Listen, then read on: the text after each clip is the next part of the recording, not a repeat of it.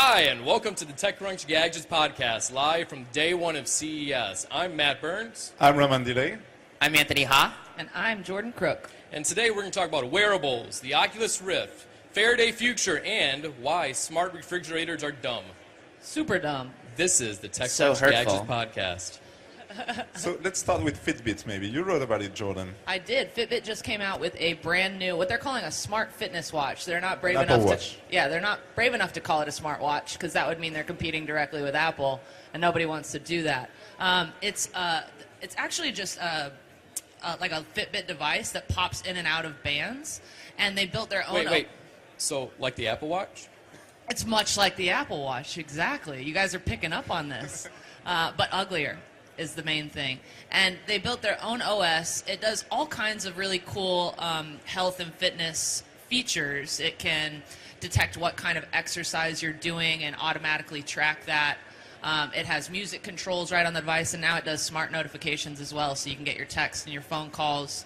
And they've made it with, leather bands and this kind of luxe link band. So they're trying to add style to what Fitbit's normally been pretty ugly and meant for like people going on a run.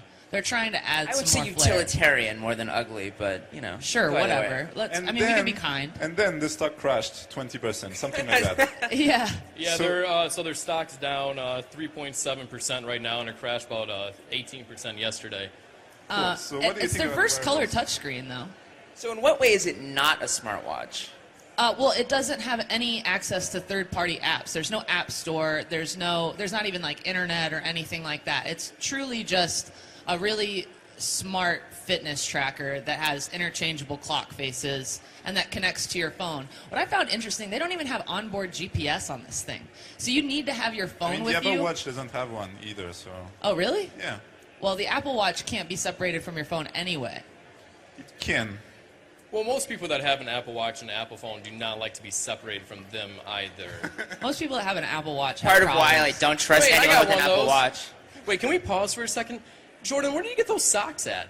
Oh, I got these at the TechCrunch store at TechCrunch.com. Actually, you can't buy these. They're limited edition. I didn't. This is also going to be I got amazing one. in the audio version of the podcast where it's just... yeah. they're like, what? Yeah. They're TechCrunch socks for those who can't see us but can hear us. I don't. So let's go back on track. We've seen a lot of wearables from Garmin, from Casio, from Withings, from all these guys. Mm-hmm. Do you think there's some kind of future for these wearables?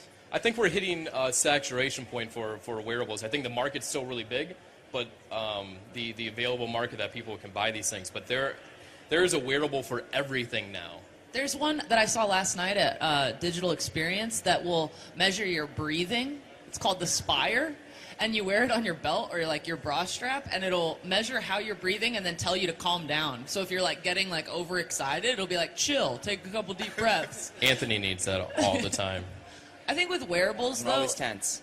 I think with wearables, the biggest thing that is holding the whole market back is battery life, because people don't want to have to plug these things in constantly, especially if it's something like a Fitbit where it's supposed to be tracking your sleep and your activity throughout the day. At what point do you charge it? That's right? why Withings is smart, because they use tiny batteries, Watch and it lasts for batteries. like 6 months or a year. You don't have to change it for a year. Misfit does that as well, too. Misfit does that. They were one of the first ones to do that. And I think one of the biggest issues with wearables I found is you get one, you're so excited, and you wear it for a week, and then the battery dies, and then you charge it, and you wear it again, but then the battery dies again, and then you just don't put it back on. And then you die. Well, and I would say for me, the one time I tried one, it was a mix of battery life, limited utility, and then also my friends making fun of me because they thought it looked stupid. Maybe. My friends are really hateful. Yeah, I they're like us. to make fun of people wearing the Apple Watch. What is the difference between looking Why? at your wrist and pulling your phone out of your pocket? Explain to me the difference. I'm on stage right now, and if I want to look at my text You messages, shouldn't be That's looking so at your text rude. messages We're having on a stage. conversation, and you're just like, oh, I got other places to be. Flinch fly. all right, let's move on to Oculus No, Rift. I want to answer this. I gonna sell really this. enjoy having notifications on my wrist rather than on my phone that is often in my pocket or in my bag Yeah, or at because my it's desk. so hard to grab your phone out of your pocket. It is. That's I can't get it right now. It is stuck in these tight Why would pants you I want have to on. burn I those stuffed into- calories, right? Oh, skinny You know what? I jeans. think people who wear Apple Watches are wearing them as a status symbol. The same way that like the first few generations of the Apple iPhone were a status symbol. The people who want to wear an Apple Watch are just like, oh, That's- look, I have an Apple You Watch. know what I'm that so sounds cool. like? That sounds like a comment from somebody that can't afford an Apple Watch. Uh-huh. I can afford an Apple Watch. You I have wanna- access to your bank account. Well, I know. And what, I got nothing. Yeah, I win. Thank you. Let's move on now. Let's move on to Oculus Rift. So they put out 3 different pieces of news this week. They're going to release in March for $600, and existing Kickstarter backers are going to get it for free. So about 7,000 people that were there from the start, right? They're Yes. going to get their So unit great, for free. like, a $600 drop in is the a bucket. shocking price point. Didn't you expect it to be more than that? It depends, because you have to buy an expensive computer anyway, like a $2,000 computer to plug That was the it. thing that I hadn't really thought about until I was like, I'm going to get one. Then Greg Kumperack was like, wait, is that MacBook? Yeah, it's not going to work, pal. Because with the Oculus Rift, you need a pretty decent gaming computer. Like a Razer. A Razer would work, or a Falcon Northwest, or anything that you build. Romain could build you a computer. I wouldn't. I don't want one. I mean, it just seems like, all of that together seems to say basically this is for like a pretty serious, this iteration at least is for a pretty serious gaming audience. I do agree, though, Jordan. $600, I was expecting a lot more than that. And I believe I have nothing to back this up. But I believe they're taking a wash on the hardware. There's no way that they can produce this thing in mass at $600 and make money on the hardware. This has to be something that they're going back through. And with that said, it's probably impossible that Oculus would have been able to sell this at $600 without being backed by Facebook. I agree with that. Although, I guess we'll have somebody who might be able to answer that question on stage later on. I'm won't going we? to talk to him and ask him about that. What are So the this He's going to be margins? like, Matt Burns has no idea what he's talking about. So later today at 4:15, we have Nate Mitchell, the co-founder and VP of Oculus, is coming by to talk to Jordan. I thought we had Brendan. And No, the he thing canceled. is, the thing with Cool. the Oculus Rift is that maybe in 2 years, laptops will be powerful enough to drive an Oculus Rift. So it's a bet on the future, actually. Right now, it's pretty useless. Maybe in 2 years. Well, and you have to think about what's Facebook's play in all of this, right? Why did Facebook buy Oculus in the first place? What does Facebook want out of a virtual reality Because experience? that might be the future of entertainment and investing in video and stuff like that. So Do you I think don't that know. virtual reality will ever cross the bridge into like how we socially interact with each other? Do you think that like one day, a bunch of the tech crunchers, we work remotely, we work at home. Can you imagine a day when we all put on our headsets in the morning and wander through like a virtual office or hanging out together? I mean, I have to say that I think a lot of our interactions are probably more like friendly and natural when we're in our like chat rooms than they are like in like when I meet sometimes I'd meet a TechCrunch writer in person who I've interacted with for the last 6 months. It's like, oh, hey, how's it going? Well, It's so weird. We all have a slight case of Asperger's as well, so. Yeah, the better ones have a slight case. So are you going to buy one Oculus Rift here? I'm not going to buy one. I'm Strong not going veto. to because I don't have a good enough computer. Strong veto. Yeah, I'm not. Also, like, it kind of makes you a little nauseous. And if you think about it, when you look at someone using a VR headset, almost always their mouth is wide open. They're like, So and it's I guess so. embarrassing. Part of my question is there eventually going to be a model that's sort of more of like a console, so it's like all in one versus like, oh, I have to plug this in. yeah, to... Sony is working on something. They're going to have a headset this year or next year, something like that. And it very varies. Like, for example, I had the opportunity to try 3 different headsets 2 days ago. Oculus Rift, HTC Vive, and the A-Drift demo. The Oculus Rift demo was perfect. It was smooth. It was great. Everything was perfect.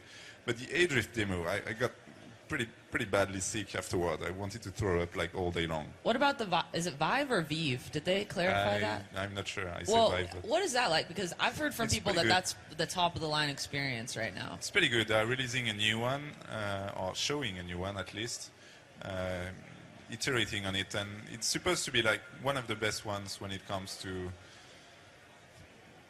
what HTC is working on, because you get a lot of resolution, a really good resolution display and things like that. I don't really know. The depth of the content's a lot greater on that as well. Well, and don't they use like actual like lasers in the room to determine where you are, so the the Vive actually offers like a It's a moving whole lot more experience. immersive, but Yeah. it's not something that, at this point, as complete of a package as the Oculus, where you can plug it in and play some dumb VR game. Dumb VR game. I'm really not. It's not dumb. I'm not bullish on this at all. I really think that virtual reality is going to have a shorter life. I think augmented reality is going to come on top. Yeah, let's take a vote down the line. And I think really trump it. I think AR will be a way bigger industry than VR in the next 5 years. That's going to be my bet. Yeah, probably. I'm gonna go with VR. Oh, well, Why are you trying to be an outlier? Why don't you defend that position then, Anthony? I mean, I think this is about as well founded as Matt's opinion about Oculus's Good. manufacturing Well, costs. this is TechCrunch.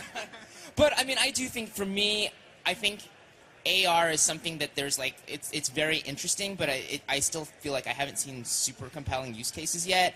And I think that some of the design challenges in terms of how you do it in a way that's useful but not interfering, like with a lot of the issues with Sure. like Google Glass. I think it'll happen, but I'm not as bullish about it. Whereas I think some of the content that I just feel like every time I see like Oculus in particular, and like how every time it seems like the content especially seems to be like getting more and more interesting.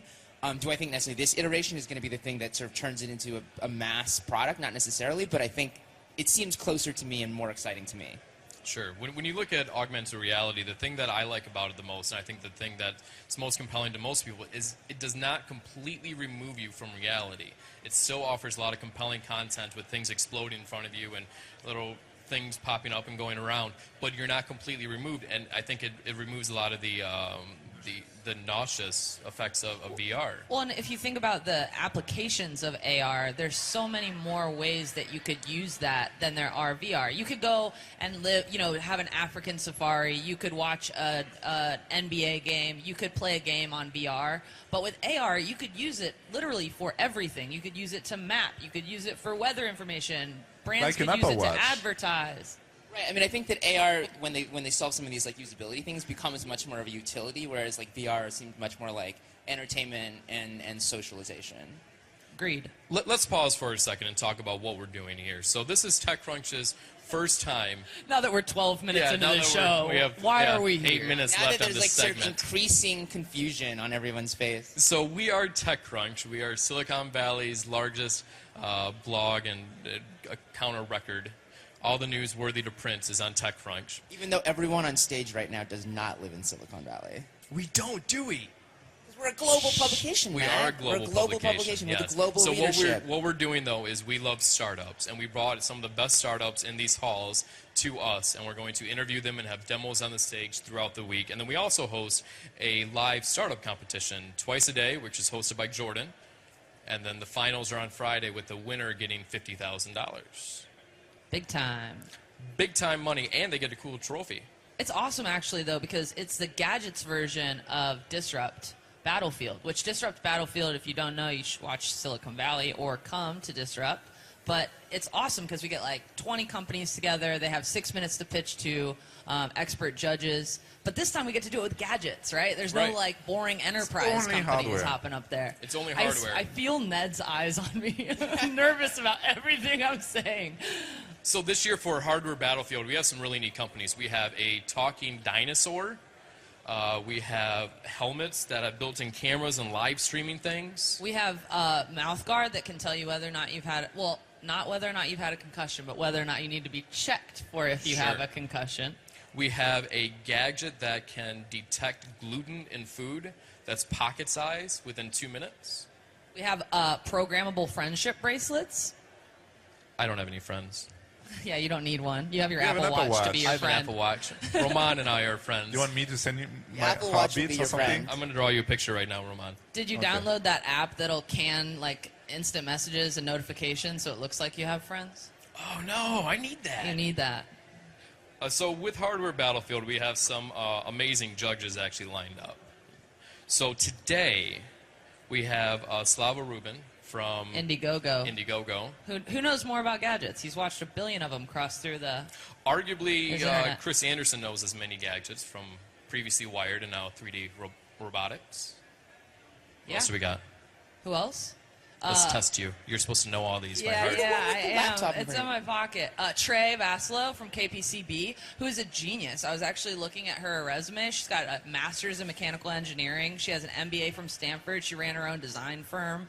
And now she's a partner at KPCB. And she's one of the biggest winners in the Nest Google deal. She got like 20x returns on that investment. So we've got a I good know a bigger lineup. winner. Yeah? We got 200x. Oh, yeah? You want... It's not a competition. I'm Exa- trying to talk about I mean, Trey. for the audience, Xavier Niel, who is the biggest angel investor in France, that's probably the biggest winner. Speak of Nest. English. It's just a French name. Don't be a jerk, Jordan. Wow, Jerk. we're already like 15 minutes into like day one, and we're already at like French insults. This is the international CES, okay? That's why that's why we flew him That's here. why we brought him. That's the only reason. It's not the American It's a CES. charity. you Wait, mean? Romain, let's be serious though. Isn't there a huge French contingency of startups There's a here? huge contingency, and we've seen it in the applications, in the hardware battlefield, and everywhere. Even people we're going to interview on stage.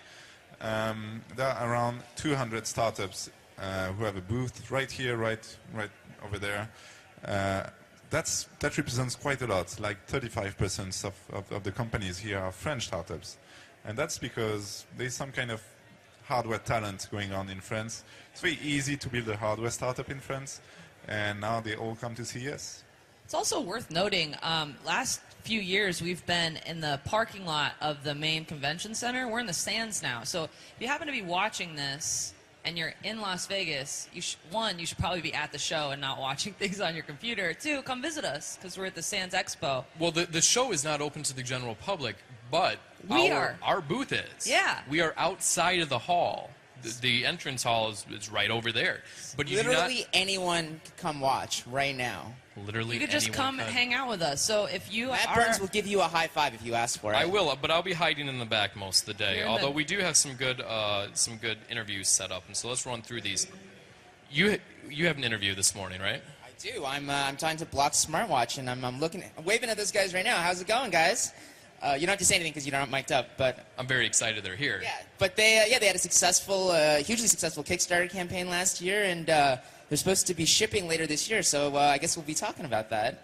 Fantastic. Then after that, I'm interviewing Chris Anderson of 3D Robotics about drones and drone regulation and maybe drone delivery. And then we have Hardware Battlefield. Woo! That's you.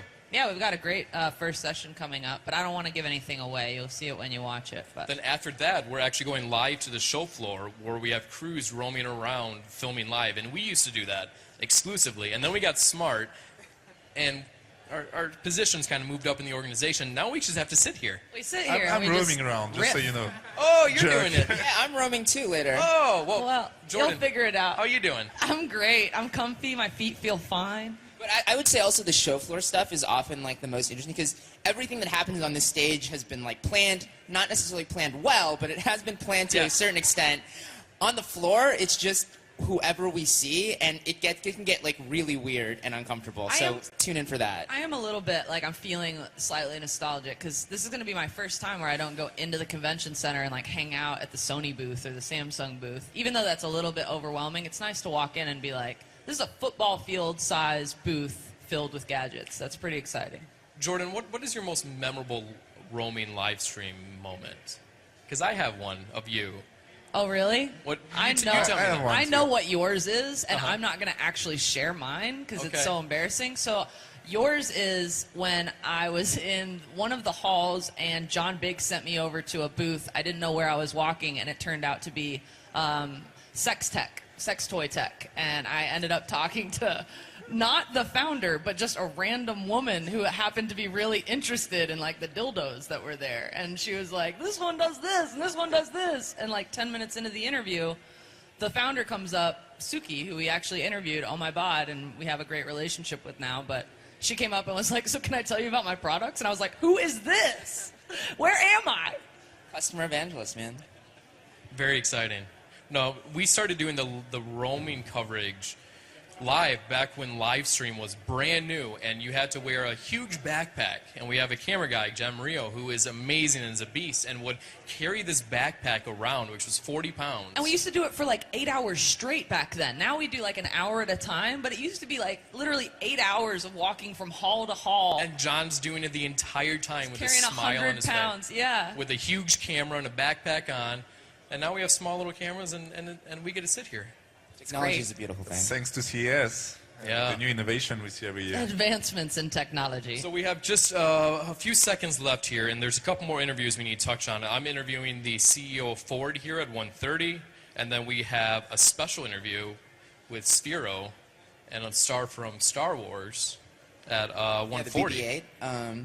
Do we know? Are we going to have the BB-8, or are we just going to talk about it? Oh God, they didn't give me a straight answer. Okay. Anything could happen. Tune in to see whether or not. Yeah, I should have just brought mine then. You should Yeah, have no, told- I'm hoping for the full size Oh, one. the one from the movie. Yeah. Okay, I got you. All right, so well that's that, and that was the TechCrunch Gadgets podcast. Once again, I'm Matt Burns. I'm Romain Dillet. I'm Anthony Ha. And I'm Jordan Crook. And we'll be here live every day from 9:30 to 5, and the podcast will begin tomorrow morning at 10 o'clock. Up next, we have Anthony Ha, That's me. and we're going to get off the stage, nice and dirty style. Thank you. So I'm just going to hang out on this Your stage. seats, hang out.